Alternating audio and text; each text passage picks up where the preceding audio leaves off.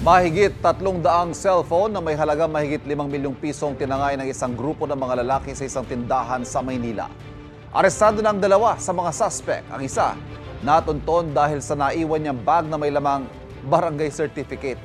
May unang balita si Jomer Apresto.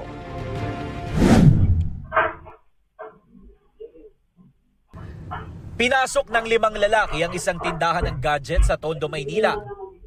Ang dalawang iba pa naiwan sa labas. Sa loob lamang ng 3 minuto, nalimas ng grupo ang mahigit sa 300 cellphone na aabot sa mahigit 5 milyong piso ang halaga. Sa kuhang ito, makikita na ikinakarga nila ang mga tinangay na gadget sa isang tok-tok at tumakas kasamang 2 lalaki na nakasakay sa isang motorsiklo. Maya-maya, sakto namang may mga pulis na dumaan sa lugar at napansing bukas ang tindahan ng gadget.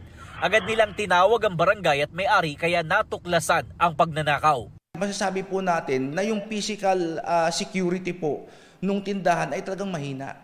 Na bolt cutter po nila agad yung mga padlock, nabuksan po nila agad yung glass door which is dapat po nakasara, nakapadlock pero hindi po nakapadlock.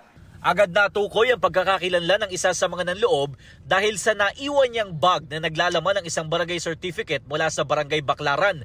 Nakipag-ugnayan ng MPD sa Parañaque Police Station kaya nahuli ang isa sa mga sospek.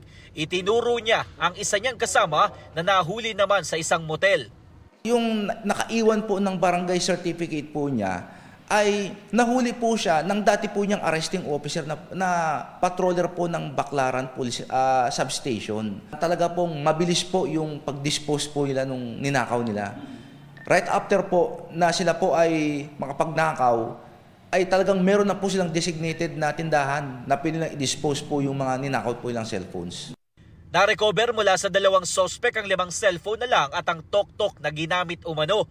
Ayon sa isa sa mga sospek, pangalawang beses niya palang sumama sa operasyon ng grupo pero minalas aniya siya nang maiwan niya ang bag sa tindahan. Malas. Nakalimutan tanggalin siya bag ko eh. Nag-ooperate din daw sila sa iba't ibang lugar tulad ng Pampanga kung saan natangay nila noon ang mahigit sa 100 cellphone. Itinanggi naman ang isa pang sospek na kasama siya sa grupo. Napagbintangan lang daw siya. Sinampahan na sila ng reklamong robbery.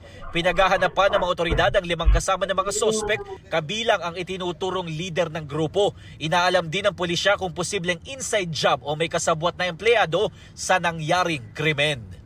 Ito ang unang balita. Jomer Apresto para sa GMA Integrated News.